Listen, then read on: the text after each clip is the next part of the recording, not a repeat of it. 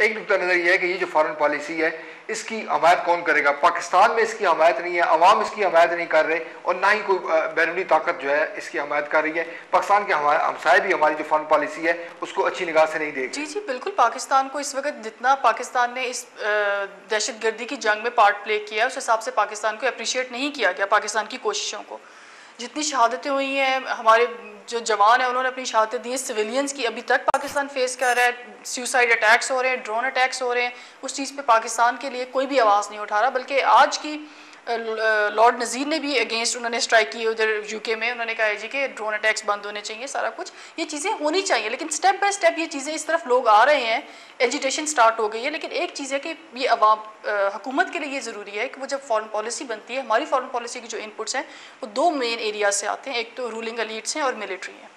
उसके अलावा पाकिस्तान को वो दोनों उनके अपने एजेंडाज हैं, डिफरेंट एजेंडाज हैं, डाइवर्जेंट एजेंडाज हैं, एक म्यूचुअल कंसेंसस नहीं होता। उसके लिए ज़रूरी है कि पॉलिटिकल पार्टीज़ की पार्टिसिपेशन भी इसके अंदर हो, क्योंकि वो वोट बैंक हैं और वो एक डिफरेंट तबके को वो रिप्रेजेंट करते हैं। उसके अलावा सिविल सोसाइटी का रोल बहुत इंपॉर्टेंट है फॉरेन पॉलिसी में, उनकी भी इनपुट होनी चाहिए। सारी इंस्टीट्यूशंस को मिल के पाकिस्तान के नेशनल इंटरेस्ट के ऊपर फॉरेन पॉलिसी बने। सब लोग ये भी कहते हैं कि हमारे बाज़ इदारों के दरमियान में और सियासतदानों के दरमियान में फॉरेन पॉलिसी के हवाले से इख्तलाफ है, तो यही इख्तलाफ हमें आगे नजर आता है और इसीलिए कोई हम किसी एक नुक्ते पर मुत्तफिक नहीं हो रहे। आप नहीं समझते कि कौमी सलामती के हवाले से हमें किसी एक नुक्ते पर मुत्तफिक हो जाना चाहिए और इख्तलाफात के वजूद मसाइल के हल के लिए कोई राह निकालनी चाहिए?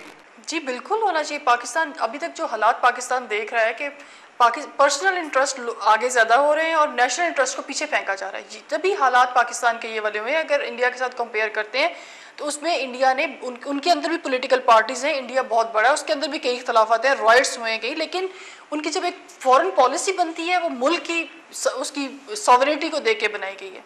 उन्होंने जितनी तरक्की की है पाकिस्तान के साथ उनका मुकाबला नहीं किया जा सकता।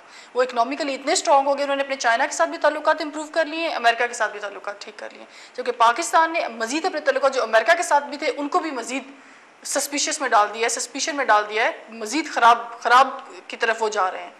तो इनको बड़ी ज़रूरत है पाकिस्तान को उसको भी बेहतर करने के लिए। निज़ार साहब वालों ये कहते हैं कि देखिए जी 9/11 हुआ, यहाँ पर डिक्टेटरशिप थी, अफगानिस्तान में रूस आया, यहाँ पर डिक्टेटरशिप थी, इसीलिए उन्होंने जो पॉलिसियाँ तश्कील दी उसका खमियाजा आज हम पाकिस्तानी जो है वो भुगत रहे हैं। अगर डेमोक्रेटिक गवर्नमेंट्स होती तो हालात इस कदर ख़राब ना होते। हाँ जी, हालात सिचुएशन बिल्कुल मुख्तलिफ होती, क्योंकि जो डेमोक्रेटिक गवर्नमेंट है वो उसका जो रोल है डेमोक्रेसी, एक पाकिस्तान जैसा मुल्क है, इंडिया में हमेशा डेमोक्रेसी रही है, पाकिस्तान में डेमोक्रेसी नहीं रही, हमेशा मिलिट्री टेक ओवर्स आते रहे जिसकी वजह से पाकिस्तान को नुकसान पहुंचा रहा है। और इस वक्त जो पाकिस्तान की सूरत हाल है वो इसी वजह से है क्योंकि पाकिस्तान में कोई गवर्नमेंट स्टेबल डेमोक्रेटिक गवर्नमेंट नहीं रही।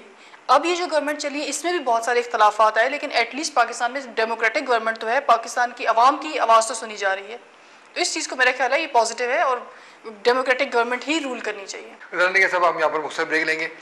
नाज़रीन, ग़ज़ाल निगर साहब का कहना है कि इसमें कोई शक नहीं है कि 9/11 हो या अफगानिस्तान में रूस की मुदाखलत हो, अगर उस वक्त डेमोक्रेटिक गवर्नमेंट्स होती तो हमारे मसाइल इस कदर ज़्यादा ना होते, क्योंकि वो कलेक्टिव विजडम पर यकीन रखती हैं और वो बाहमी मुशावरत के साथ मसाइल हल करती हैं। उनका ये भी कहना है कि इस वक्त भी एक हंगामी प्लान बनाने की ज़रूरत है और मामलात को सही अंदाज में दुरुस्त सिमत में इख्तियार करने की ज़रूरत है, वरना हो सकता है कि आने वाले दिनों में हालात मज़ीद ख़राब हो जाए। हमारे प्रोग्राम जारी हैं, हम यहाँ मुख्तसर ब्रेक लेते हैं, ब्रेक के बाद दोबारा हाजिर होंगे।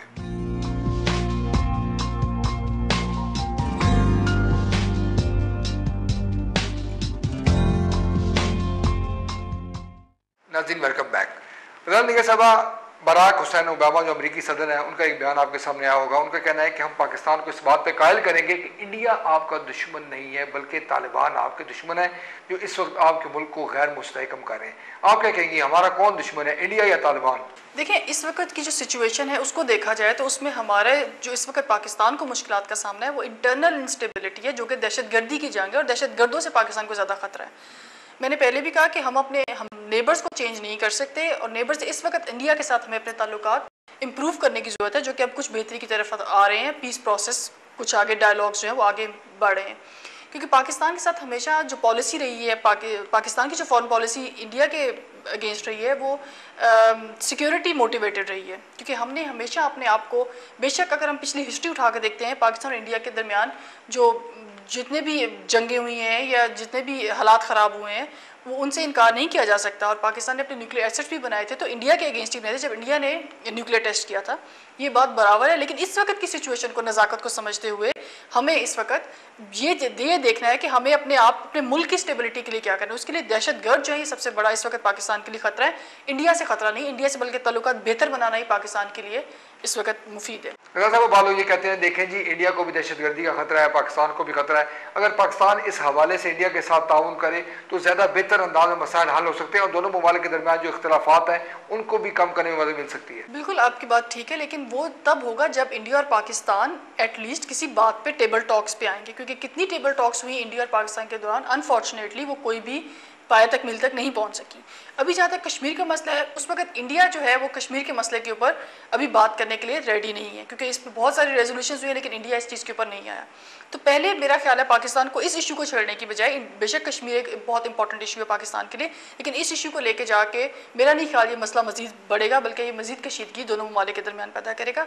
इससे बेहतर ये है कि पाकिस्तान इकोनॉमिक ट्रेड अपनी इंडिया के साथ बेहतर करे। इस वक्त पाकिस्तान को इकोनॉमिकली अपने आप को स्ट्रॉन्ग करना है। जब इकोनॉमिकली स्ट्रॉन्ग होगा उसके बाद पाकिस्तान इस पोजीशन पे होगा कि टेबल टॉक कर सके किसी के साथ उस लेवल पे। एक नुकता नज़र ये है कि देखिए जी, कश्मीर के साथ आपकी एफिलिएशन है, आप समझते हैं कि मसला है कश्मीर को हल होना चाहिए, तो आप इंडिया के साथ ये बात कर सकते हैं कि फ़िलहाल हम कश्मीर के मसले को साइड पर रखते हैं और जो तिजारती रवाबित हैं, जो दीगर शोबों में रवाबित है, उसको बढ़ाया जाए, तो मसला ये खुद ब खुद हल हो सकता है। आप क्या कहेंगे? जी बिल्कुल, पाकिस्तान को अपनी फॉरेन पॉलिसी में 1-to-1 रिलेशंस के ऊपर एम्फेसाइज करना चाहिए।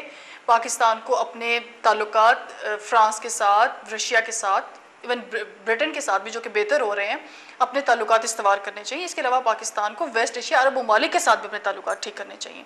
अभी बल्कि जो वेस्ट एशिया में सूरत हाल है, जो टर्मोइल चला हुआ है, एक रेवोल्यूशन सी चली हुई है, ये एक लहर है, ये एक खतरा पाकिस्तान के लिए भी एक अलार्मिंग सिचुएशन है, क्योंकि ये चीज़ जो रेवोल्यूशन आई हुई है, हो सकता है पाकिस्तान के लिए भी इसमें कुछ होगी, पाकिस्तान में भी इस किस्म की सिचुएशन हो सकती है। तो पाकिस्तान को चाहिए कि अपने जितने ममालिक हैं, जिस तरह चीन ने अपनी पॉलिसी को अमेरिका से भी रखा हुआ है, रशिया के साथ भी रखा हुआ है, इवन नॉर्थ कोरिया, सब ममालिक के साथ उनकी अपनी पॉलिसी है और अमेरिका इसके अंदर इंटरफेयर नहीं करता। वो उस वक्त मुमकिन है कि वो इकोनॉमिकली इतने स्टेबल है कि दे कैन स्टैंड और वो अपनी बात को प्रेजेंट कर सकते हैं, टेबल टॉक कर सकते हैं, इतनी उनके स्ट्रेंथ है। ये सब इंडिया ने किया है। इंडिया को यूएन सिक्योरिटी काउंसिल में परमानेंट मेंबर की सीट मिल गई है, उससे इंडिया को मजीद स्ट्रेंथन हो गया। अब इंडिया इसीलिए, चाइना और इंडिया की भी अपनी ट्रेड पार्टनरशिप स्टार्ट हो गई है अंदर। तो पाकिस्तान जब तक इकोनॉमिकली अपने आप को स्ट्रॉन्ग नहीं करेगा, उस वक्त तक पाकिस्तान किसी पोजीशन पे आके टेबल टॉक नहीं कर सकता। साहब वालों ये कहते हैं कि देखिए, चीन के से आप कुछ सीख लें। चीन अमेरिका का इख्तलाफ सारी दुनिया के सामने है। चीन अमेरिका का हलीफ भी है और उसका हरीफ भी है। दोनों ममालिक तिजारत भी कर रहे हैं और जो इख्तलाफी अमूर हैं उन पर इख्तलाफ भी कर रहे हैं और जिन अमूर पर उनको इख्तलाफ नहीं है उसमें वो आगे बढ़ रहे हैं, अपने एक दूसरे के साथ कारोबार कर रहे हैं। तो आप भी समझते हैं कि ये जो पैटर्न है ये पाकिस्तान और भारत भी अपने ऊपर इम्प्लीमेंट कर सकते हैं? नहीं, बेशक चाइना की पॉलिसी अगर आप शुरू से देखें, चाइना ने कभी किसी भी डिस्प्यूट के अंदर चाइना ने उस तरह से पार्ट प्ले नहीं किया। उन्होंने हमेशा अपने नेशनल इंटरेस्ट को सामने रखा है। जहाँ तक बात है कि पाकिस्तान और इंडिया की लड़ाई की, ये तो हम किसी सूरत भी अफोर्ड क्या सोच भी नहीं सकते इस चीज़ के ऊपर कि हम पाकिस्तान इंडिया के साथ कोई लड़ाई करेगा या इस चीज़ के ऊपर है, क्योंकि मिलिट्री ऑपरेशन किसी भी चीज़ का, किसी भी निगोशिएशंस का हल नहीं है। जो भी मसले मसाइल हुए, अब जबकि अमेरिका ने भी इतने 10 साल की लंबी जंग के बाद भी उन्होंने इसी नतीजे पर पहुंचे हैं कि पॉलिटिकल सलूशन जो है वो इसका निकाला जाए और तालिबान और अफ़गान हुकूमत के दरमियान रिकन्सिलिएशन करवाई जाए। तो इस चीज़ के ऊपर बेशक हर मुल्क अपना नेशनल इंटरेस्ट सामने रखेगा, जो कि पाकिस्तान ने हर दफ़ा अपने नेशनल इंटरेस्ट को पीछे किया है और जिसकी वजह से पाकिस्तान आज सफ़र कर रहा है। रज़ा साहब वालों ये कहते हैं, देखें जी, हम एक जज्बाती कौम है और ये जो जज्बाती पाना है ये हमारी फॉरेन पॉलिसी में भी नज़र आता है। हम खिलाफ हैं हिंदुस्तान के और उसी तरह हम तैयारी भी कर रहे हैं। ये भी कहा जा रहा है कि अमेरिका से नफ़रत करते हैं हम। अवाम में हमारे जो हुक्मरान हैं उन्होंने इस कदर नफ़रत अवाम में अमेरिका के ख़िलाफ़ जो नफ़रत है वो उसमें डाल दी है, मगर दूसरी तरफ अपने मामलात खुद तय करते हैं। आप क्या समझती हैं कि अमेरिका से इतनी नफ़रत अवाम में पाया जाना पाकिस्तान के लिए किसी तौर पर भी मुफीद साबित हो सकता है?